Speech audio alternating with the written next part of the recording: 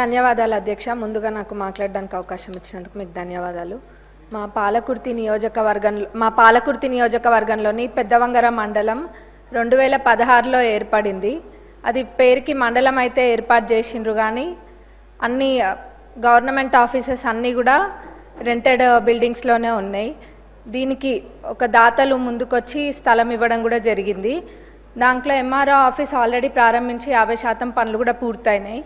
మిగతా 50% పనులు ఏవైతే ఉన్నాయో దానికి 1 కోటి రూపాయలు అయితే ఆ బిల్డింగ్ సంపూర్ణంగా పూర్తవుతుంది.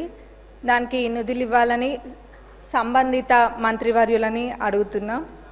అట్లనే అదే స్థలంలో ఎంపీడీఓ ఆఫీసు నిర్మించడానికి కూడా ప్లేస్ ఉంది, కాబట్టి దానికి కూడా శాంక్షన్ ఇవ్వాలి, ఆ నిధులు కూడా ఇవ్వాలి. అక్కడ పోలీస్ స్టేషన్కి కూడా స్థలం లేదు.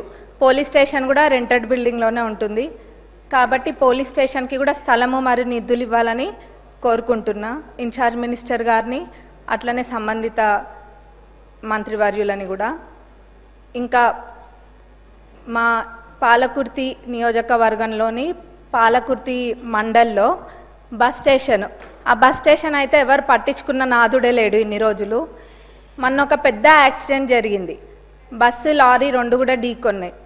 అయితే అక్కడ ఒక పాలకుర్తి సెంటర్ అని ఉంటుంది, ఆ సెంటర్లోనే బస్ స్టాండ్ అనేది యూజ్ చేయకుండా ప్రయాణికులు అందరూ కూడా అక్కడనే బస్ ఎక్కుతారు.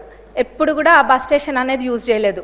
మన ప్రజాప్రభుత్వం అధికారంలోకి వచ్చినాక అక్కడికి వెళ్ళి అదంతా క్లీన్ చేయించి ఇక్కడ లేదు బస్ స్టేషన్ ఇక్కడనే వాడాలి, రోడ్ పైన ఉంటే ప్రమాదాలు జరుగుతాయని చెప్పి అక్కడ దాన్ని ఏదో అట్లా నడిపిస్తున్నాము. కానీ అక్కడ డెవలప్మెంట్ అనేది చాలా అవసరం. అది అసలు కూడా పరిస్థితి బాగాలేదు, శిథిలావస్థలో ఉన్నట్టుగా ఉంది. కానీ ఇప్పుడు ఏదో టెంపరీగా అయితే క్లీన్ చేసి పెయింటింగ్ అవన్నీ కూడా వేసిండ్రు. ఆ బస్ స్టేషన్ డెవలప్మెంట్కి నిధులు ఇవ్వాలని ట్రాన్స్పోర్ట్ మినిస్టర్ గారిని, ఇన్ఛార్జ్ మినిస్టర్ గారిని కూడా అడుగుతున్నా. అట్లనే అన్నిటికన్నా ముఖ్యంగా మా పాలకుర్తి నియోజకవర్గ ప్రజల చిరకాలపు కోరిక దేవాదుల కింద ఉన్న ఫేజ్ 3 ప్యాకేజ్ 6లోని పాలకుర్తి మరియు చెన్నూరు రిజర్వాయర్లది. దాని ద్వారా మొత్తము 77,890 ఎకరాలకి సాగునీరు అందియొచ్చు. ఇది ఎంత నిర్లక్ష్యానికి గురైందంటే గతంలో అసలు మొత్తము 20-30% పనులు కూడా 10 ఏళ్లలో ఎప్పుడు కూడా పూర్తి కాలేదు. నేను గతంలో కూడా అడిగితే మన ఇరిగేషన్ మినిస్టర్ గారు సానుకూలంగా స్పందించి రివైజ్డ్ ఎస్టిమేట్ వేపిస్తే మొత్తం ఒక 1015 కోట్ల దాకా రివైజ్డ్ ఎస్టిమేట్ కూడా వచ్చింది. వారు దేవాదులలో ప్రత్యేక శ్రద్ధ చూపిస్తున్నారు మన ఇరిగేషన్ మినిస్టర్ గారు కూడా, ఎందుకంటే తక్కువ దాంతో ఎక్కువ ఆయకట్టుకి నీళ్ళు వస్తాయని చెప్పి ప్రభుత్వం వచ్చినాక, మన ప్రజాప్రభుత్వం అధికారంలోకి వచ్చినాక అదే చేస్తున్నారు. ఎక్కడైనా కానీ తక్కువ ఖర్చుతోటి ఎక్కువ ఆయకట్టు ఎక్కువ వస్తుందో అట్లాంటి ప్రాజెక్టుల పైన దృష్టి పెట్టడం జరిగింది. అందులో మా పాలకుర్తి చెన్నూరు ఇది దేవాదులది కూడా ఉంది. కాబట్టి దీనికి నిధులు కేటాయించాలని మన ఉప ముఖ్యమంత్రి వర్యులని, ముఖ్యమంత్రి గారిని, ఇన్ఛార్జ్ మినిస్టర్ గారిని, ఇరిగేషన్ మినిస్టర్ గారిని కూడా కోరుకుంటున్నాం. ఎందుకంటే ఇది మా ప్రజలు ఎప్పటి నుంచో కోరుకుంటున్నారు, ఎప్పుడు కూడా అది పడవబడే ఉంది. కాబట్టి ఇది చేయడం వల్ల చాలా మటుకు రైతులకి మేలు చేకూరుతుంది మా ప్రాంతంలో.